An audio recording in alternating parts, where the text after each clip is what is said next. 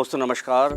आज के सेगमेंट में हम लोग कंपोनेंट्स ऑफ फ्रेंचाइज एग्रीमेंट, जो फ्रेंचाइज एग्रीमेंट हम लोग करते हैं उसमें कौन कौन से एलिमेंट्स शामिल होते हैं, अब हम लोग इस पे नज़र डालेंगे और डिटेल में समझेंगे इन कंपोनेंट्स के बारे में, जिनके बारे में हम पहले भी आपको बता चुके हैं, लेकिन एक तरीके का रिवीजन भी होगा और डिटेल्ड रिवीजन होगा।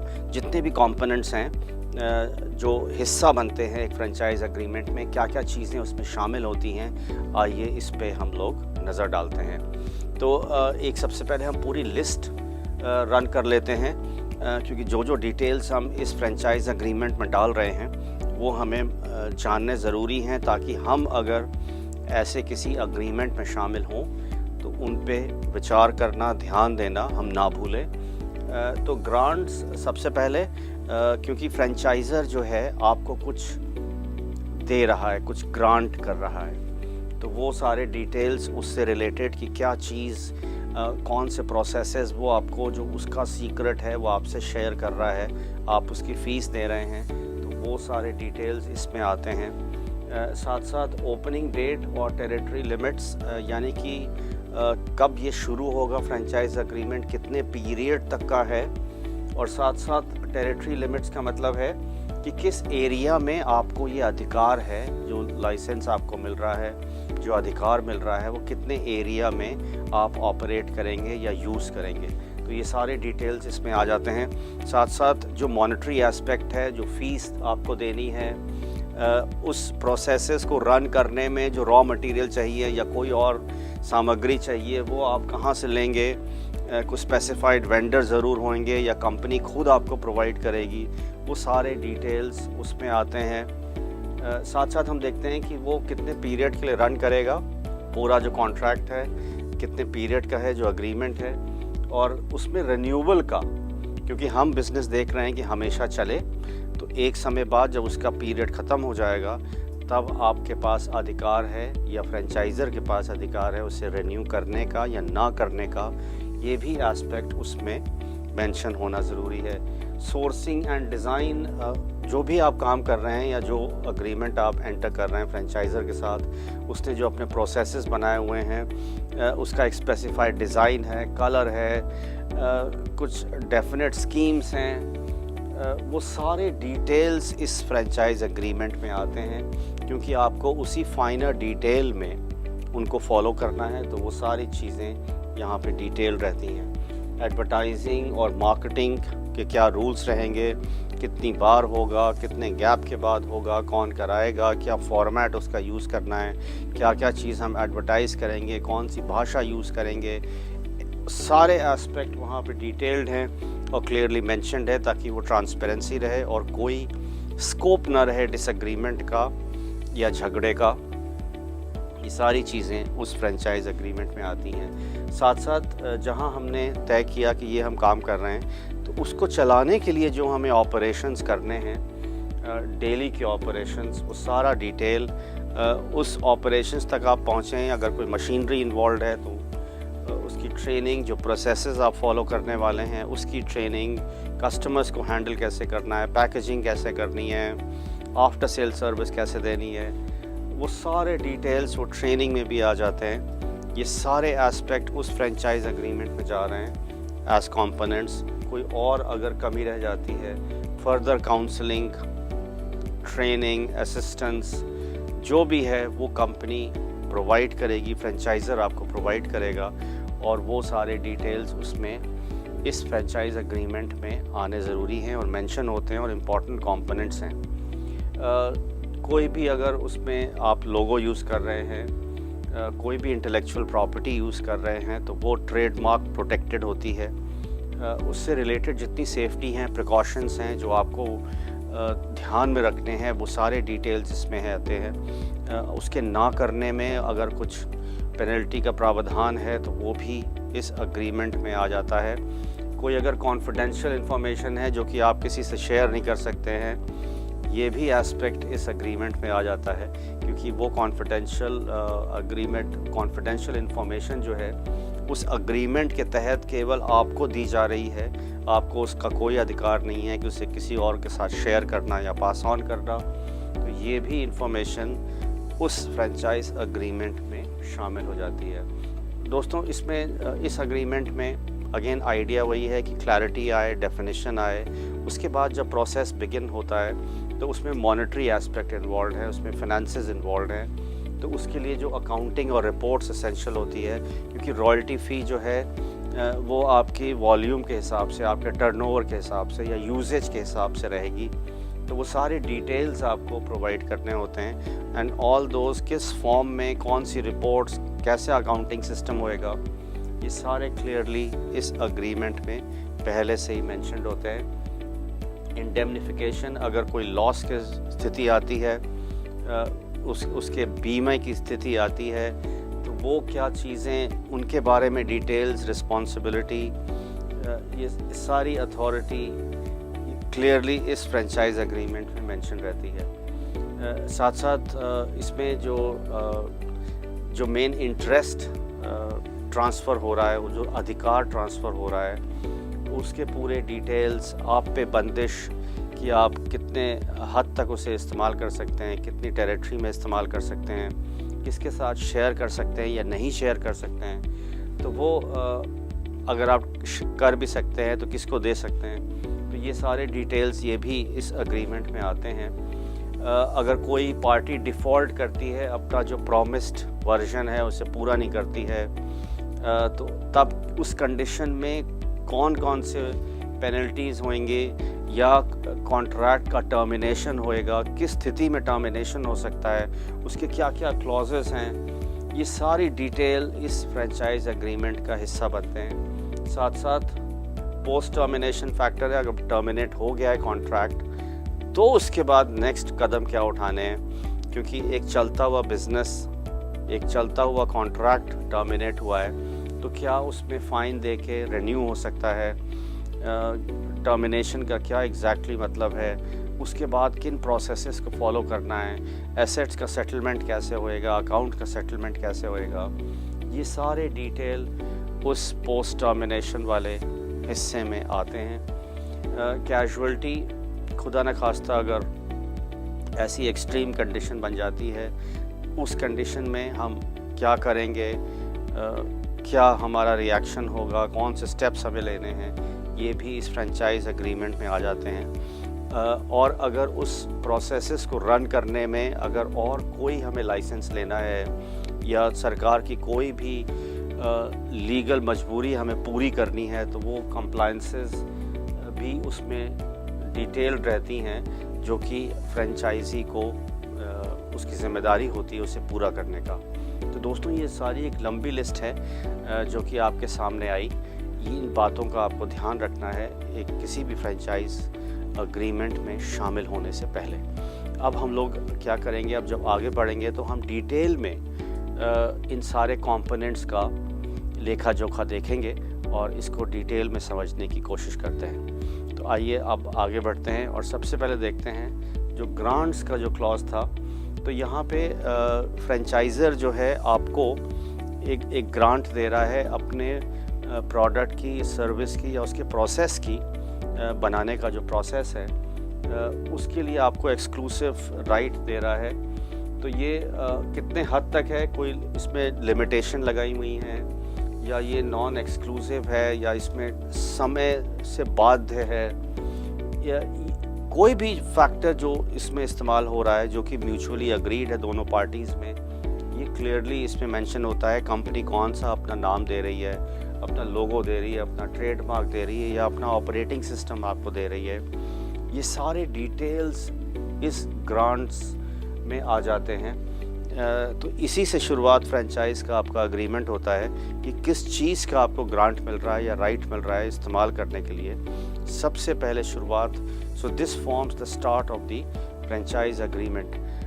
नेक्स्ट जब हम बात करते हैं, इम्पॉर्टेंट एस्पेक्ट है कि वो शुरुआत कब से ये एग्रीमेंट शुरू हो रहा है। तो ये ज़रूरी नहीं है कि साइन करने वाले दिन से ही शुरू होता है।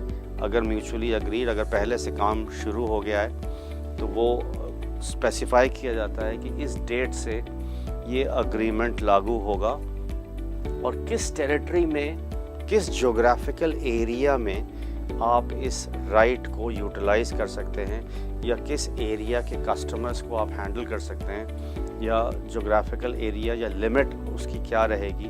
क्योंकि ये जो चॉइस है उसकी, वो फ्रेंचाइजी की ज़रूर होती है कि हम यहाँ पे काम करना चाह रहे हैं, लेकिन उसका अप्रूवल जो है फ्रेंचाइज़र ही देता है।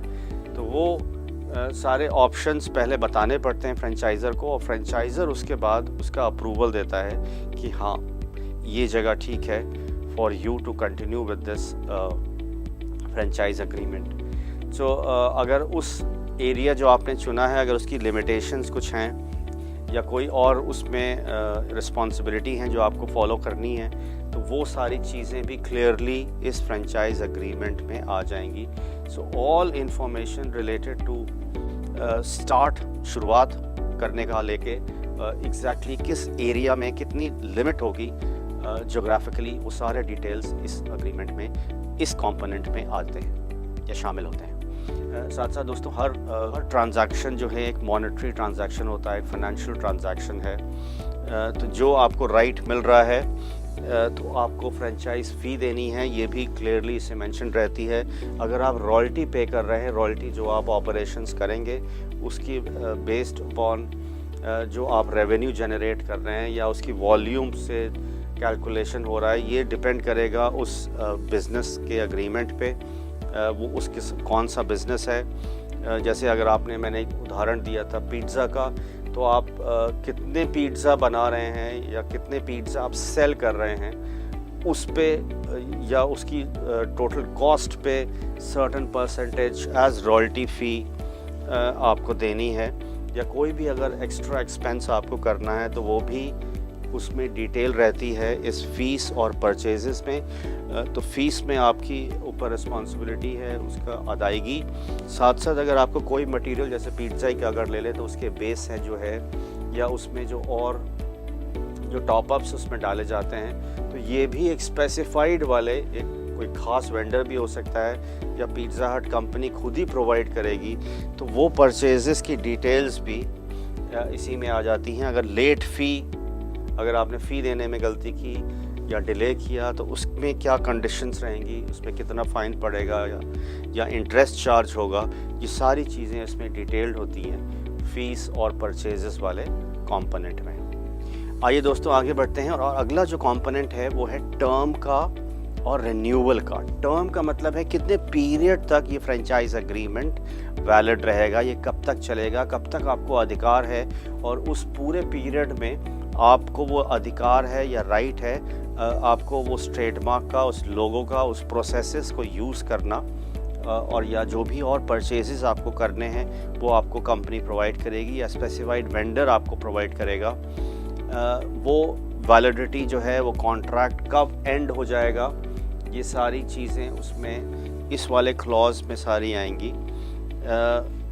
कितना अगर ऐसा पीरियड अगर पूरा हो जाता है तो क्या वो क्लॉज एक्सटेंड हो सकता है, क्या वो पीरियड एक्सटेंड हो सकता है, और अगर ऐसा है तो क्या ये बाय डिफ़ॉल्ट हो रहा है या उसमें और फीस लगेगी, क्या फ्रेश कॉन्ट्रैक्ट साइन होएगा, ये सारी डिटेल्स उसमें अग्रीमेंट में इस क्लॉज के अंडर वो सारी रहती हैं।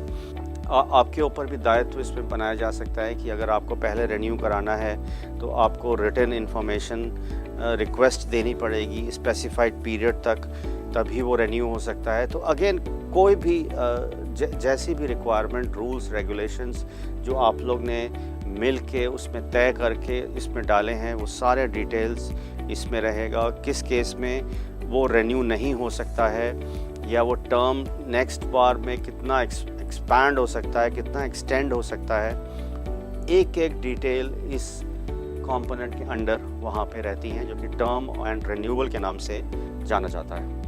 अगला दोस्तों है सोर्सिंग एंड डिज़ाइन। तो जो भी रिक्वायरमेंट उस फ्रेंचाइज अग्रीमेंट है, जैसी भी बिल्डिंग बनानी है या उसको इंटीरियर्स फॉलो करने हैं, स्पेसिफिक कलर कोडिंग अगर फॉलो करनी है, तो वो सारी सोर्सिंग, कौन सा डिज़ाइन फॉलो करना है आपको, उस बिज़नेस के लेआउट कैसा रहेगा, कलर कॉम्बिनेशंस कैसे यूज़ हो रहे हैं, कौन से मटेरियल्स आप नहीं यूज़ कर सकते हैं, एडवर्टाइजिंग पर्पस के लिए कौन से एक्सक्लूसिव सप्लायर्स हैं जिनसे आप सामान ले सकते हैं, ये सारे डिटेल सोर्सिंग एंड डिज़ाइन में आ जाएंगे।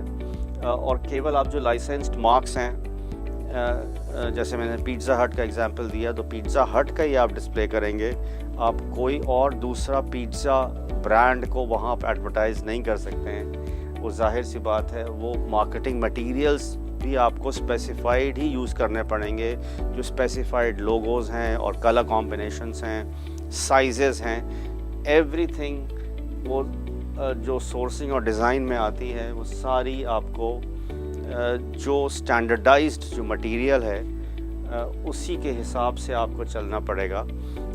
ये एस्पेक्ट क्लियरली मेंशन्ड होता है इस फ्रेंचाइज एग्रीमेंट में, जो कि आता है सोर्सिंग और डिज़ाइन के तहत।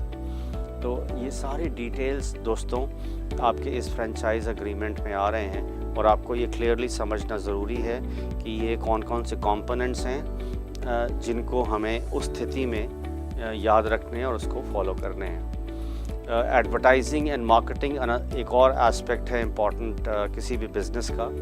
तो वो एडवर्टाइजिंग का फॉर्मेट क्या रहेगा, कितनी जल्दी हम लोग एडवर्टाइज़ करेंगे, या अगर एडवर्टाइजिंग का पूरा बजट कंपनी के ही पास है तो वही एडवर्टाइज़ करता है आपके बिहाफ में और आपसे कुछ चार्ज लेता है। सारा डिटेल्स उसमें क्लियरली मेंशन्ड होगा, रिस्पॉन्सिबिलिटीज़, कॉस्ट, कितना कॉस्ट आएगा, किस स्टाइल का यूज़ होएगा, कितनी फ्रीक्वेंटली वो रन करेगा। तो ऑल दीज डिटेल्स इस कंपोनेंट की एडवर्टाइजिंग एंड मार्केटिंग में आएगी, और ये भी फ्रेंचाइज एग्रीमेंट का एक इम्पॉर्टेंट हिस्सा है। अगर कोई लोकल एडवर्टाइजिंग हो रही है तो वो किसके एक्सपेंस पे होगी? लोकल एडवर्टाइजिंग यूजुअली फ्रेंचाइजी के एक्सपेंस पे होती हैं, पर इसका जो भी प्रोविज़न क्लियरली उससे मेंशन्ड है आपको वो फॉलो करना पड़ेगा, क्योंकि ये आप म्यूचुअली एग्री कर रहे हैं जब आप साइन करते हैं ये फ्रेंचाइज एग्रीमेंट। सो ये दोस्तों कंपोनेंट था एडवर्टाइजिंग एंड मार्केटिंग का। आइए देखते हैं अगला कंपोनेंट कौन सा है इस फ्रेंचाइज एग्रीमेंट का। वो है ऑपरेशंस, ट्रेनिंग एंड काउंसलिंग।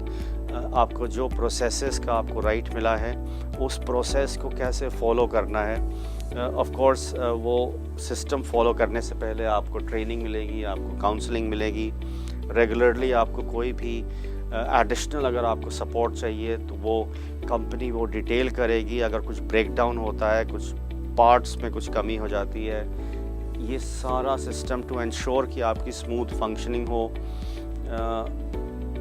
आपका अगर पिज़्ज़ा हट का एग्जांपल लेके आगे चलें तो शेफ़ की क्वालिफ़िकेशन क्या होएगी, उसकी मिनिमम उसकी फंक्शनिंग कैसे होएगी, वो कैसे बेस को तैयार करेगा, ये सारे डिटेल्स, एक एक ऑपरेशनल डिटेल, ट्रेनिंग के डिटेल, काउंसलिंग के डिटेल, वो सारे आउटलाइन आपको स्पेसिफाइड उसकी जो स्टैंडर्ड ऑपरेटिंग प्रोसीजर कहा जाता है वो सारा आपको मिलेगा, उसकी ट्रेनिंग आपको मिलेगी टू एंश्योर कि जो स्टैंडर्ड्स जो सेट हुए हैं, जो फ्रेंचाइज़र ने सेट किए हैं अपने प्रोडक्ट या सर्विस के लिए, वो आप भी उन्हीं स्टैंडर्ड्स को फॉलो करें, मेंटेन करें, और जो कंपनी का जो ट्रेडमार्क है, जो उसकी इंटेलेक्चुअल प्रॉपर्टी है, उसको किसी भी तरीके से आप हानि ना पहुंचाएं, बल्कि उसकी और बेहतरी हो। तो वो बेहतर करेगा तो आपकी भी बेहतरी उसी में है। तो ये तभी सारे डिटेल्स दोस्तों आपके इस फ्रेंचाइज एग्रीमेंट में आते हैं। तो ये इंश्योर कर रहा है कि स्पेसिफाइड वे में हम आगे बढ़ें और किसी भी तरीके का ब्रीच ना हो और कोई ऐसी कमी ना आए, और अगर कोई आपको एक्स्ट्रा उस पर रिक्वायरमेंट हो तो वो ट्रेनिंग हो सकती है या काउंसलिंग से पूरी हो सकती है। तो ये एस्पेक्ट है जो कि फ्रेंचाइज एग्रीमेंट का इम्पॉर्टेंट हिस्सा है। दोस्तों, जो भी प्रॉपर्टी हम फ्रेंचाइज़र की यूज़ कर रहे हैं, उसका लोगो है, उसका ट्रेडमार्क है, ये सारे इंटेलेक्चुअल प्रॉपर्टी एसेट में आते हैं, और ये सारे ट्रेडमार्क प्रोटेक्टेड होते हैं, यानी कि ये लाइसेंस्ड हैं, इनको पहले से रजिस्टर कराया हुआ है, तभी आप इसकी अलग से फ़ीस दे रहे हैं। ये यूज़ करने का अधिकार सिर्फ फ्रेंचाइज़र के पास है। वो सिर्फ आपको वो राइट दे रहा है, टेम्पोरेरीली दे रहा है, एक स्पेसिफाइड पीरियड के लिए दे रहा है, जिसकी आप डेफिनेटली फ़ीस प्रोवाइड कर रहे हैं या रॉयल्टी दे रहे हैं। पर आपकी ज़िम्मेदारी है कि वो समझना कि आपके ऊपर क्या क्या ऑब्लिगेशंस हैं जो फ्रेंचाइज़र ने लगाए हुए हैं, और इनको हमें कैसे मैनेज करना है, कैसे इसको यूज़ करना है। कोई अगर आपने ट्रेड सीक्रेट आपसे शेयर किया हुआ है तो आपको उसको प्रोटेक्ट करना है, किसी से शेयर नहीं करना है, या ऐसा कुछ और सेंसिटिव इन्फॉर्मेशन है आपके पास जो कि और किसी के पास नहीं है, आपकी भी उस पर ज़िम्मेदारी बनेगी डेफिनेटली कि आप उसे कैसे यूज़ करें और अपने बेनिफिट के लिए भी, और कैसे उसका मिसयूज़ ना होए, गलत हाथों में ना चले जाए। तो वो जो आप पे रेस्ट्रिक्शंस जो डाले हुए हैं उसके यूजेज के, उसके मेंटेनेंस के, कितने समय तक आप यूज़ कर सकते हैं, कब कब आप इस्तेमाल कर सकते हैं, वो सारे डिटेल्स दोस्तों प्रोप्राइटरी मार्क्स और इंटेलेक्चुअल प्रॉपर्टी के कंपोनेंट वाले हिस्से में आते हैं, जिसको आपको ध्यान में रखना है और फॉलो करना है। तो अगर दोस्तों कोई अगर कॉन्फिडेंशियल इंफॉर्मेशन है तो वो भी मेंशन हो जाएगी आपके फ्रेंचाइज एग्रीमेंट में, और वो फ्रेंचाइज़र डिक्लेयर करेगा और परमिशन देगा आपको उसको इस्तेमाल करने के लिए, और आपको इंश्योर करना है कि उसकी कोई कॉपी ना बने या डुप्लिकेट वो ना बने या दोबारा ऐसे कोई रिप्रोड्यूस ना कर सके। तो अब जब फिल्म भी अगर आती है किसी सिनेमा हॉल में डिस्प्ले के लिए तो वो इंटेलेक्चुअल प्रॉपर्टी है प्रोड्यूसर की या डायरेक्टर की, जो फिल्म कंपनी है उसने वो आपको थिएटर में दी हुई है सिर्फ चलाने के लिए। तो अगर आप उसकी कॉपी बना के उसको आगे देंगे या कोई और कॉपी बनाएगा तो ये इंटेलेक्चुअल प्रॉपर्टी का इन्फ्रिंजमेंट होएगा, तो आप पे पेनल्टी हो सकता है। तो यही बात यहाँ समझाने की कोशिश की जा रही है कि जो कॉन्फिडेंशियल इंफॉर्मेशन आपके साथ शेयर हुई है वो आपके पास सेफ़ रहे, प्रोटेक्टेड रहे, तो उसके सारे डिटेल्स उसमें आ जाते हैं, और वो आपकी ज़िम्मेदारी बनती है कि आप कोई ऐसा एक्शन ना लें या किसी और को लेने दें ताकि फ्रेंचाइज़र को या आपको उसमें कोई नुकसान हो। तो वो सारी चीज़ें इसमें अवेलेबल रहती हैं, और उस कंडीशन में जब ऐसा ब्रीच होता है तब क्या लायबिलिटी, लीगल लायबिलिटी आप पे आ सकती है, ये सारी इन्फॉर्मेशन कॉन्फिडेंशियल इन्फॉर्मेशन वाले में अवेलेबल रहती हैं। सो ये सारे क्लियर एस्पेक्ट्स हैं दोस्तों जो कि एक फ्रेंचाइज एग्रीमेंट का हिस्सा बन रहे हैं, और वो अलग अलग कंपोनेंट हेड के तरीके से आ रहे हैं। आइए हम लोग आगे बढ़ते हैं दोस्तों। अगला एस्पेक्ट है अकाउंटिंग और रिपोर्ट्स का। सो MIS जो मैनेजमेंट इंफॉर्मेशन सिस्टम है हर बिज़नेस, हर कंपनी पे अप्लाई होता है, और जितना बिज़नेस जो भी आप करें तो उसकी लीगली आप पे रिस्पॉन्सिबिलिटी बनती है कि आप उसका रिकॉर्ड करें। फ्रेंचाइज़र भी अलग से आपकी अकाउंटिंग और रिपोर्ट्स मांगेगा, क्योंकि उसको रॉयल्टी फ़िक्स करनी है, जो भी कंडीशंस लेड आउट हैं, तो क्लियरली उन रिपोर्ट्स और उन अकाउंटिंग के बगैर वो पॉसिबल नहीं है। तो आपको एक्यूरेट जितने भी एक्सपेंसेस हो रहे हैं, परचेजेस हो रहे हैं या जो भी ट्रांजैक्शंस हो रहे हैं, आपको एक्यूरेट अकाउंटिंग करनी है, वो सारे रिकॉर्ड्स मेंटेन करने हैं, और जो भी प्रिंसिपल्स उसमें डिफाइंड हैं आपको लॉ के तहत वो भी आपको फॉलो करने हैं। तो ये ज़रूरी है, और जो फ्रेंचाइज एग्रीमेंट का हिस्सा ये भी बनता है। तो वो फ्रेंचाइज़र आपको और भी रिपोर्ट्स जो कौन सी अगर स्पेसिफ़िक रिपोर्ट्स अगर इस बिज़नेस में रिक्वायर्ड हैं वो भी आपको बोल सकता है कि कुछ एडिशनल रिपोर्ट्स के लिए, तो वो भी आपको प्रोवाइड करनी पड़ेगी। फ्रेंचाइज़र के पास अलग भी राइट होता है कि वो आपकी जो साइट है उसको एग्ज़ामिन कर सकता है, उसका ऑडिट कर सकता है, क्योंकि आफ्टर ऑल उसकी रेपुटेशन, उसकी इमेज आपके साथ जुड़ी हुई है, और वो इंश्योर करना चाह रहा है कि जो स्टैंडर्ड्स उसने सेट किए हैं वो यहाँ पे मीट हो रहे हैं। तो वो रेगुलर उसका एग्ज़ामिनेशन, उसका रेगुलर ऑडिट उसके पास राइट रहता है। तो ये सारी इन्फॉर्मेशन भी इस फ्रेंचाइज एग्रीमेंट का हिस्सा बन जाती हैं। दोस्तों रिपोर्ट्स और अकाउंटिंग इसलिए भी की जा रही है ताकि कोई गड़बड़ी ना हो, कोई लॉसेस ना हो। तो ये एक ऑब्लिगेशन आपकी रहती है टुवर्ड्स द फ्रेंचाइज़र, ताकि कोई अगर डैमेजेस भी हों तो वो उसका सेटलमेंट इजी हो जाए, तभी आप सारी रिकॉर्डिंग भी कर रहे हैं। तो रीइंबर्समेंट में भी वो हेल्प करता है, रॉयल्टी फ़िक्स करने में वो हेल्प करेगा, टैक्सेशन पर्पस से तो ज़रूरी है ही। तो कोई भी ऐसे लीगल मेजर जो लेने पड़ते हैं फ्रेंचाइजी को, या फ्रेंचाइज़र को उसके लिए रिपोर्टिंग ज़रूरी है।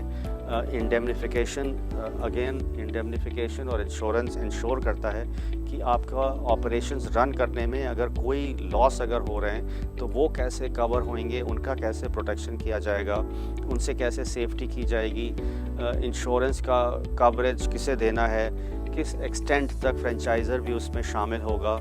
अगेन आइडिया यही है कि ये बिज़नेस अच्छे से चले और जो फ्रेंचाइज़र ने जो स्टैंडर्ड सेट किए हैं वो पूरे मीट हों, और कोई भी शॉर्ट कमिंग्स अगर उसमें रहें वो उसको एड्रेस किया जाए, और जो फाइन्स डिलेज़ हों उनको तरह तरह से कैसे अवॉइड किया जाए। लेकिन अगर वो नहीं अवॉइड होते हैं तब उन कंडीशंस में हम कैसे उनको डील करेंगे।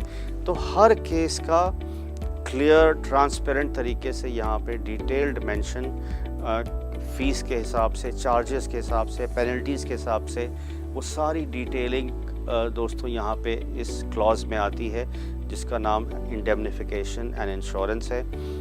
आपको अपने लैंड का, स्टॉक का इंश्योरेंस ज़रूरी है। बगैर इंश्योरेंस के आपको फर्दर सप्लाईज़ नहीं होंगी। तो ये तभी पॉसिबल है जब आप एक्चुअली ये करते हैं और साथ में उसकी रिपोर्ट्स भी शेयर करते रहते हैं अपने फ्रेंचाइज़र के साथ। ट्रांसफरेबिलिटी ऑफ इंटरेस्ट, आपको सर्टेन राइट्स दे रहा है फ्रेंचाइज़र जो कि आपके लिए हैं, तो आपका ऑब्लिगेशन डेफिनेटली है उन राइट्स को उसी स्टैंडर्ड्स के हिसाब से फॉलो करना। अगर आपको अधिकार मिला हुआ है फर्दर उनको शेयर करने का, तो क्या क्या चीज़ आप शेयर कर सकते हैं, क्या क्या चीज़ आप ट्रांसफ़र नहीं कर सकते हैं, कितना फ़ीस आप चार्ज करेंगे, ये सारी स्पेसिफिक किन कंडीशंस में आप शेयर नहीं कर सकते हैं, क्योंकि आफ्टर ऑल ये जो इंटरेस्ट्स हैं ये फ्रेंचाइज़र के हैं, वो डिसाइड कर रहा है कि आप इसे कैसे इस्तेमाल करेंगे। ये सारी डिटेलिंग इस फ्रेंचाइज एग्रीमेंट में आती हैं और इस हेडिंग के तहत आती हैं, ट्रांसफरेबिलिटी ऑफ इंटरेस्ट। फ्रेंचाइज़र जो है सारी अपनी कंडीशंस ऑफ ओनरशिप जो है वो सेट कर रहा है क्लियरली। वो अपनी इमेज को, अपनी लोगो को, अपनी रेपुटेशन को प्रोटेक्ट करने के लिए ये सारी कंपोनेंट्स उसमें इसने डाला हुआ है और आपको क्लियर इन्फॉर्मेशन दे रहा है कि किस कंडीशन में आप यूज़ कर सकते हैं और किस कंडीशंस में आप इसको यूज़ नहीं कर सकते हैं। तो ये था दोस्तों ट्रांसफरेबिलिटी ऑफ इंटरेस्ट का। डिफ़ॉल्ट एंड टर्मिनेशन, अगेन ऐसी स्थिति ना है कि कोई भी डिफ़ॉल्ट करे either of the two parties या ये कॉन्ट्रैक्ट टर्मिनेट हो वैलिडिटी से पहले। तो ये एक बिज़नेस की समझदारी होती है कि हम ये मान के चलें कि ये स्थिति अगर आ जाती है तब हमें क्या करना है। तो कोई भी अगर ब्रीच हो रहा है तो उस कंडीशन में फ्रेंचाइज़र की क्या ज़िम्मेदारी होगी, फ्रेंचाइजी की क्या ज़िम्मेदारी होगी, किसके पास अधिकार है उस कॉन्ट्रैक्ट को ख़त्म करने का, टर्मिनेट करने का, कब कर सकता है, नोटिस कितनी लंबी दे सकता है। ये सारे डिटेल्स देखिए दोस्तों, आप नॉर्मली भी अगर अपना लॉजिक लगाएं तो ऐसे कंडीशन में ये सारे डिटेल्स जितनी बारीक से बारीक डिटेल उसमें डाल दिए जाएंगे तो एक क्लियर फॉर्मुलेशन रहता है, एक डिफाइंड पाथवे रहता है। ऐसी कौन सी रेमेडी भी अवेलेबल होगी अगर टर्मिनेट हो भी जाए कॉन्ट्रैक्ट, तो उसका सलूशन कैसे निकलेगा, क्योंकि अल्टीमेटली बिज़नेस एक कंटिन्यूस अफेयर है, उसको चलते रहना चाहिए। तो क्या उस एग्रीमेंट को बचाया जा सकता है, कोई रेमेडी है? अगर ऐसी डिफ़ॉल्ट हो जाता है तो वो डिफ़ॉल्ट की फ़ीस क्या होएगी, कितने पीरियड बाद वो दोबारा शुरू होएगा, ये सारे डिटेल्स दोस्तों डिफ़ॉल्ट एंड टर्मिनेशन में आते हैं। अगर टर्मिनेशन वाली नौबत आ भी जाती है तो पोस्ट टर्मिनेशन क्या रिस्पॉन्सिबिलिटी होंगी, किस पार्टी की कौन सी रिस्पॉन्सिबिलिटी होंगी, पूरे जो एसेट्स हैं या जो उस एग्रीमेंट की वाइंडिंग अब कैसे होएगी, क्या उसमें प्रोविज़न रहेगा कि वो हम ये दोबारा से रेन्यू कर सकें, क्या फ़ीस इसमें चार्जेस लगेंगे या पेनल्टीज़ लगेंगी। पोस्ट टर्मिनेशन भी, क्योंकि इंटेलेक्चुअल प्रॉपर्टी वहाँ पे यूज़ हो रही है, ट्रेडमार्क्स यूज़ हो रहे हैं, सो ये सारी कॉन्फिडेंशियल चीज़ें हैं जो कि वहाँ पे यूज़ हो रही हैं। जो आउटस्टैंडिंग चार्जेस बचे हुए हैं, जो अकाउंट्स नहीं सेटल हुए हैं, वो कैसे सेटल होंगे। सो हर एस्पेक्ट को देखिए दोस्तों, इस फ्रेंचाइज एग्रीमेंट में ध्यान रखा गया है। इसको कंप्लीट करने से पहले। तो ये आपको भी ध्यान रखना है, तभी ये अवेयरनेस आपके लिए इस कोर्स के माध्यम से आप तक पहुंच रही है।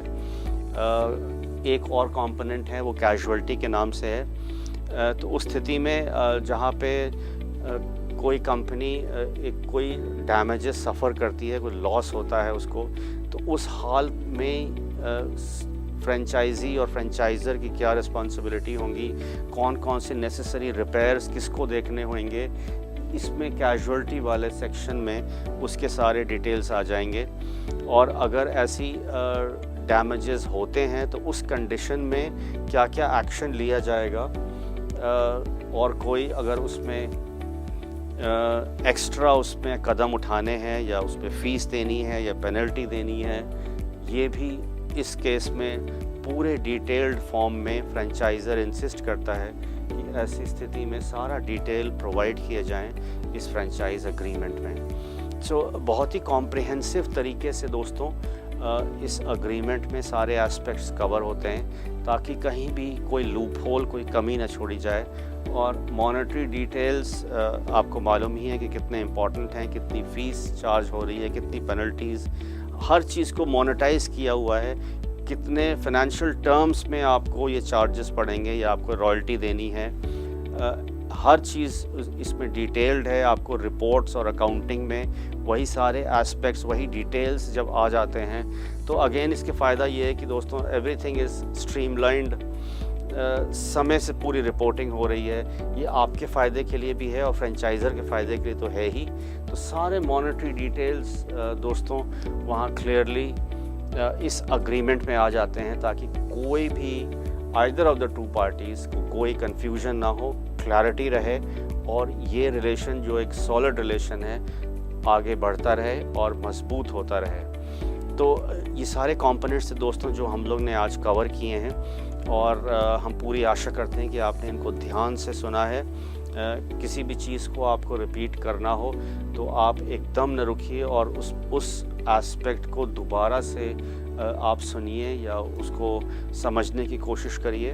Again idea is clear. जितनी अवेयरनेस आपकी बढ़ेगी इस फ्रेंचाइज एग्रीमेंट के बारे में, तो आप उस स्थिति में एक बेहतर फ़ैसला और एक अवेयर्ड फ़ैसला आप ले पाएंगे।